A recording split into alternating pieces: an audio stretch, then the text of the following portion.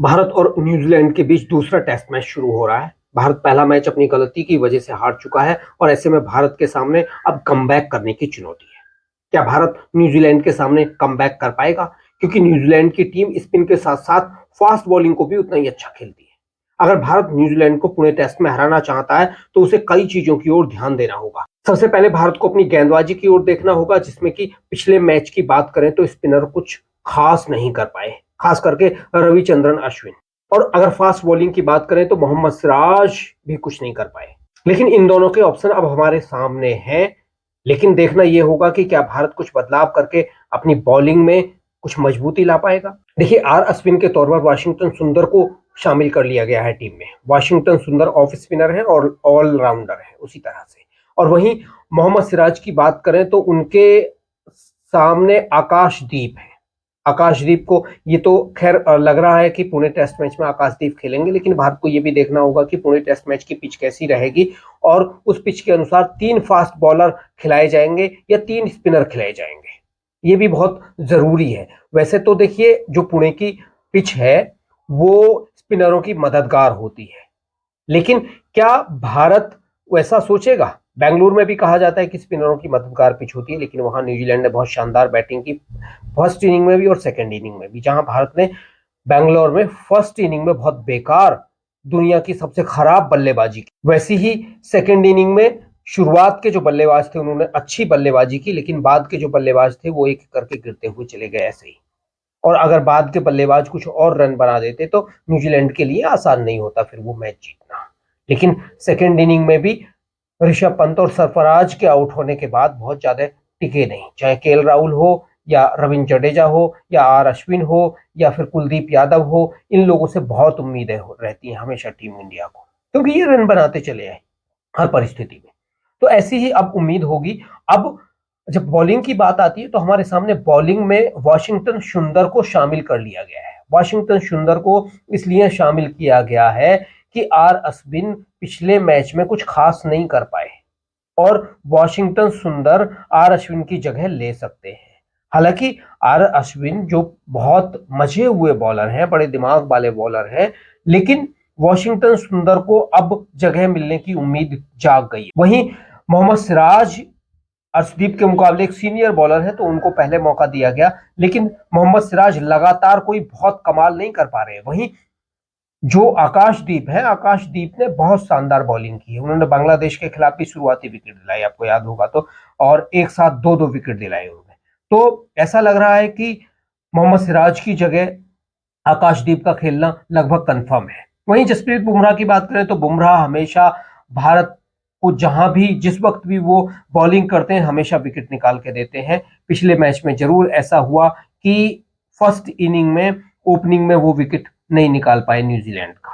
वो इस वजह से रही क्योंकि भारत के पास एक फास्ट बॉलर कम था और भारत ने ये गलती कर दी थी। देखिए, भारत की जो ये पिचें हैं ना, इन पिचों पर अभी पहली बार मैच हो रहा है और मौसम भी बहुत गड़बड़ हो रहा है, तो पिच के अंदर की जो नमी है ना, वो फर्स्ट इनिंग में कहीं ना कहीं वो जो मॉइस्चर है कम से कम 1-2 घंटे वो असर दिखाती है और उस असर पर फास्ट बॉलर जो है पूरा फायदा उठा लेते हैं। आपने न्यूजीलैंड के खिलाफ भी देखा और उससे पहले बांग्लादेश के खिलाफ देखा। तो किस तरह से, तो हमें यह भी सोचना होगा कि जो फर्स्ट डे का फर्स्ट ओवर है उसको कैसे खेलना है, उसको उसी तरह से खेलना जिस तरह से न्यूजीलैंड ने बताया। भारत के जो बैट्समैन थे वो फर्स्ट इनिंग में वो उस तरह से बॉल को ना तो छोड़ पा रहे ना खेल पा रहे, इस वजह से वो आउट होते चले गए लगातार। तो भारत को यहां देखना होगा। हम जब बात कर रहे हैं कि अभी हमारे पास जो ऑप्शन है खास करके रविंद्र जडेजा और आर अश्विन को लेकर, देखिए रविंद्र जडेजा और आर अश्विन अभी मुख्य स्पिनर हैं हमारे पास, ये बात सच है, लेकिन वो विकेट नहीं निकाल पा रहे हैं पूरी तरह से। उन्होंने, देखिए पिछले न्यूजीलैंड के खिलाफ रविंद्र जडेजा को जरूर विकेट मिले, लेकिन आर अश्विन को कोई खास विकेट नहीं मिले। इस वजह से हमने अक्षर पटेल और दोनों अक्षर पटेल और वाशिंगटन सुंदर उसी तरह से हमारे ऑलराउंडर हैं और दोनों तैयार बैठे हुए। तो रविंद्र जडेजा और आर अश्विन को सोचना होगा कि उनकी जगह अब सिक्योर नहीं है। बहुत जल्दी टीम बदलाव कर सकती है किसी भी वक्त, और जब एक बार बदलाव हो गया और वाशिंगटन सुंदर एक बार टीम में जम गए और चल गए तो फिर आर अश्विन का अब इस उम्र में कमबैक करना बहुत मुश्किल हो जाएगा और हो सकता है आर अश्विन की जगह वॉशिंगटन सुंदर को इस मैच में खिलाया जाए। लेकिन अभी उम्मीद कम है। जो मुंबई का जो टेस्ट होगा लास्ट टेस्ट मैच, वहां जरूर वाशिंगटन सुंदर को ट्राई किया जा सकता है, लेकिन अभी आर अश्विन ही खेलेंगे और उधर रविंद्र जडेजा खेलेंगे। लेकिन भारत को देखना होगा कि क्या भारत 3 फास्ट बॉलरों को खिलाएगा या फिर 3 स्पिनर को खिलाएगा। तो अगर 3 फास्ट बॉलर खिलाए जाते हैं तो फिर आकाशदीप का आना बहुत जरूरी हो जाएगा। आकाशदीप के साथ साथ मोहम्मद सिराज को अगर बाहर किया जाता है तो फिर 2 फास्ट बॉलर खिलाए जाते हैं तो यह होगा। देखिए जसप्रीत बुमराह तो खेलेंगे, जसप्रीत बुमराह को अभी आराम देने का कोई मतलब नहीं बनता है और वो टेस्ट मैच ही खेल रहे हैं सिर्फ, तो उनको अभी आराम नहीं दिया जाएगा। और हो सकता है कि लास्ट टेस्ट मैच में जरूर उनको आराम की बात की जाए, लेकिन अभी उनका कोई ऑप्शन नहीं है। मोहम्मद सिराज कुछ खास बॉलिंग कर नहीं रहे हैं और मोहम्मद शमी है वो अभी पूरी तरह से फिट नहीं है। हालांकि उन्होंने कल कहा है कि मैंने पूरी अपनी ताकत के साथ 100% ताकत के साथ बॉलिंग की है, लेकिन उन्होंने कहा है कि मैं एक तो रणजी मैच खेलना चाहता हूं, उसके बाद ऑस्ट्रेलिया में जाने के लिए हो सकता है कि उनको बाद के कुछ टेस्ट मैचों में शामिल किया जाए। शुरुआत के टेस्ट मैचों में वो शामिल नहीं होंगे, ये भी दिखाई दे रहा है। तो भारत के सामने जो ऑप्शन है वो बॉलिंग का भी है और बैटिंग का भी है। और अब हम बैटिंग पे आ जाते हैं। तो बैटिंग की जब बात करते हैं तो सरफराज खान ने, आप सबने देखा कि किस तरह से उन्होंने पिछले टेस्ट मैच में एक बहुत बड़ा शतक लगाया है। तो ये शतक के बाद भी ऐसी उम्मीद की जा रही है कि ये शतक के बाद भी सरफराज खान को टीम से बाहर रखा जाएगा, क्योंकि केएल राहुल ने अभी जो कानपुर टेस्ट मैच हुआ था बांग्लादेश के खिलाफ, वहां बहुत अच्छी इनिंग खेली थी। तो केएल राहुल का अभी टीम में सीनियरिटी के हिसाब से जो पद है वो बन रहा है। तो अभी केएल राहुल 6 नंबर पर केएल राहुल ही खेलने आएंगे। तो ये अभी देखा जाएगा। उधर शुभम गिल है, तो शुभम गिल का भी जो उनके गर्दन में जकड़न थी तो वो ठीक हो गई है। तो शुभम गिल फर्स्ट डाउन आएंगे, उसके बाद विराट कोहली आएंगे, उसके बाद ऋषभ पंत आएंगे और ऋषभ पंत के बाद केएल राहुल आएंगे, केएल राहुल के बाद रविंद्र जडेजा, आर अश्विन।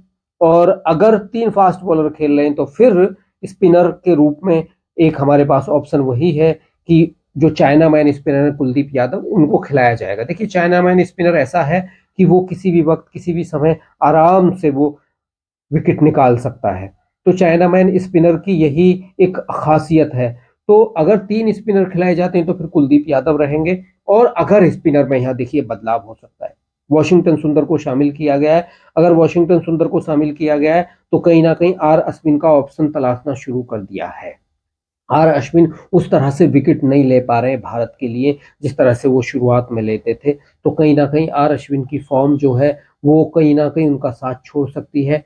और अगर आर अश्विन को टीम में नहीं रखा जाता है तो फिर सीधा सीधा वाशिंगटन सुंदर आएंगे। वाशिंगटन सुंदर एक ऑलराउंडर है। हाँ देखिए वाशिंगटन सुंदर को भी बहुत सीखना होगा, क्योंकि उनकी जो बॉलिंग है, उनकी बॉलिंग में उस तरह का वेरिएशन नहीं है, लेकिन वो एक एंगल से बहुत अच्छी एक टप्पे पे बॉल डालते रहते हैं हमेशा से वाशिंगटन सुंदर।